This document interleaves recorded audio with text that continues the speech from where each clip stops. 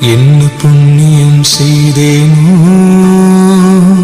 அம்மா, நான் என்ன புண்ணியம் செய்தேனோ.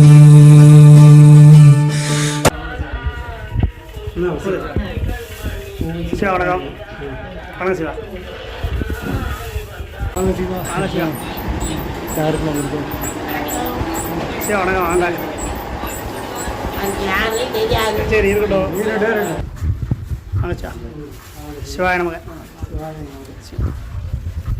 சிவாய நமக.